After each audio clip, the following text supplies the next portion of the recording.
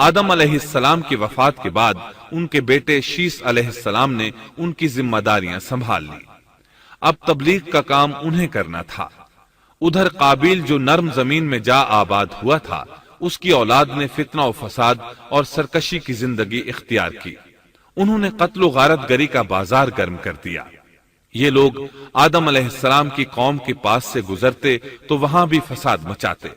ابن عباس رضی اللہ عنہما سورۃ الاحزاب آیت 33 کی تفسیر کرتے ہوئے فرماتے ہیں، پرانے زمانے کی جاہلیت کی طرح اپنے بناؤ کا اظہار نہ کیا کرو۔ اس وقت دو نسلیں آباد تھیں، ایک پہاڑ پر اور دوسری نرم زمین پر۔ پہاڑوں کے مرد خوش شکل تھے، عورتیں سیاہ فام تھیں، جبکہ زمین والوں کی عورتیں خوبصورت تھیں اور مردوں کے رنگ سانولے تھے۔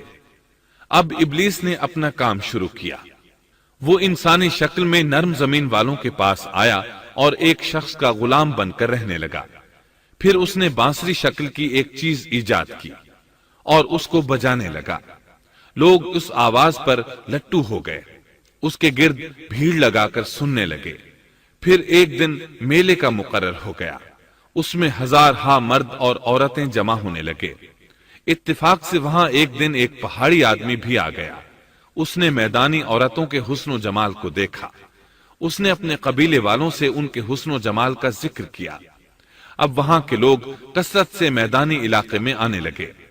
اس طرح آہستہ آہستہ مردوں اور عورتوں میں اختلاط بڑھا، بدکاری اور زناکاری عام ہوئی، جبکہ یہ سب کام شیس علیہ السلام کی شریعت میں حرام تھے۔ یہ سب بیان کرنے کے بعد ابن عباس رضی اللہ عنہما کہتے ہیں، اللہ تعالیٰ کے قول وَلَا تَبَرَّجْنَ تَبَرُّجَ الْجَاهِلِيَّةِ الْأُولَى کی یہی تفسیر ہے، اور قدیم جاہلیت سے یہی مراد ہے، کیونکہ ان لوگوں نے زمین میں ایک عظیم فساد اور انتشار برپا کر رکھا تھا۔ شیس علیہ السلام اپنی قوم کے لوگوں کو سمجھاتے رہے کہ وہ ان شریر اور فسادی لوگوں کے ساتھ میل جول نہ رکھیں، لیکن شیطان مسلسل انہیں ورغلاتا رہا، یہاں تک کہ شیس علیہ السلام کے ساتھ بہت تھوڑے لوگ رہ گئے اور قابیل کی قوم میں بہت اضافہ ہو گیا۔ لوگ یوں ہی زندگی بسر کرتے رہے، یہاں تک کہ اللہ تعالیٰ نے ان میں ادریس علیہ السلام کو مبعوث فرمایا۔ اس بار ہم آپ کے لیے پیش کر رہے ہیں قصص الانبیاء۔ انسان کی فطرت میں کہانی یا قصص سے دلچسپی روز اول ہی سے پائی جاتی ہے۔ قصص کا لفظ عام طور پر کہانی یا داستان کے لیے استعمال ہوتا ہے، لیکن قرآن مجید میں انبیاء کے جو قصے بیان کیے گئے ہیں ان کی غرض و غایت کچھ اور ہی ہے۔ اللہ تعالیٰ نے انسانیت کا آغاز فرماتے ہی انبیاء کا سلسلہ شروع فرمایا۔ انبیاء اور رسول پے در پے آتے رہے۔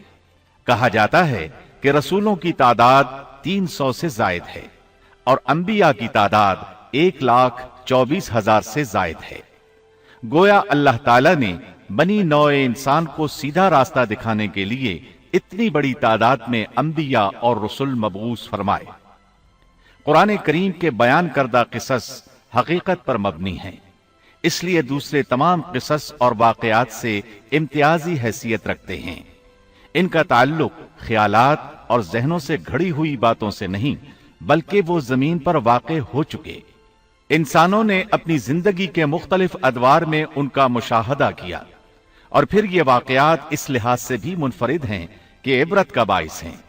قرآن کریم کے یہ قصص لطف اندوز ہونے کے لیے ہرگز نہیں سنائے گئے، بلکہ ان سے تو بنی نوع انسان کو سیدھا راستہ دکھانا مقصود ہے۔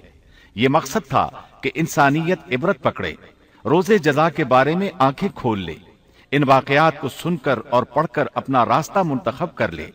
گزشتہ انبیاء کی امتیں جو بھیانک جرائم کرتی رہی ہیں ان سے اپنا دامن بچا لے۔ اسی لیے انبیاء کے حالات سے واقفیت از حد ضروری ہے۔ جب تک ہم انبیاء کے واقعات سے روشناس نہیں ہو جاتے اس وقت تک قرآن مجید تک مکمل رسائی حاصل نہیں کر سکتے۔ کتنی بار سیدنا آدم علیہ السلام کا قصہ بیان ہوا، کتنی مرتبہ نوح علیہ السلام کا تذکرہ ہوا، اسی طرح موسیٰ علیہ السلام اور بنی اسرائیل کا ذکر آیا، فرعون کا واقعہ بیان ہوا۔ موسیٰ علیہ السلام اور فرعون کا ذکر تو قریب قریب 70 مقامات پر آیا ہے اور مسلسل قصہ بیان ہوتا رہتا ہے۔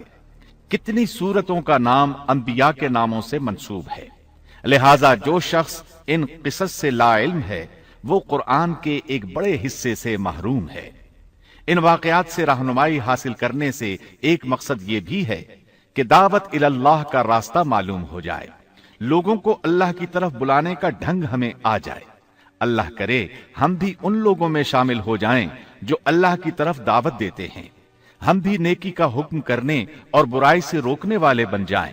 امر بالمعروف اور نہی عن المنکر کے صحیح راستے پر چلنا اس وقت تک ممکن نہیں جب تک کہ ہمارے سامنے کوئی ایسا نمونہ موجود نہ ہو جس کے مطابق ہم اپنے آپ کو چلا سکیں۔ اور صاف ظاہر ہے سب سے عظیم اور بے مثال نمونہ نبی اکرم صلی اللہ علیہ وسلم کی مبارک شخصیت ہے، جیسا کہ اللہ تعالیٰ فرماتے ہیں یقیناً تمہارے لیے رسول اللہ کی زندگی بہترین نمونہ ہے۔ رسول اکرم صلی اللہ علیہ وسلم کے بعد سب سے نمایاں مثال اور نمونہ باقی تمام انبیاء کرام ہیں، پھر صحابہ کرام اور صالح لوگ بھی نمونہ ہیں۔ انبیاء کرام کے واقعات قرآن کریم کے ذریعے ہم تک پہنچے ہیں، اسی طرح نبی کریم صلی اللہ علیہ وسلم کی سیرت مبارکہ اور آپ کی احادیث مبارکہ سے بھی ہمیں ان کے حالات اور واقعات معلوم ہوئے۔ Thanks for watching. Don't forget to like, comment, share and subscribe to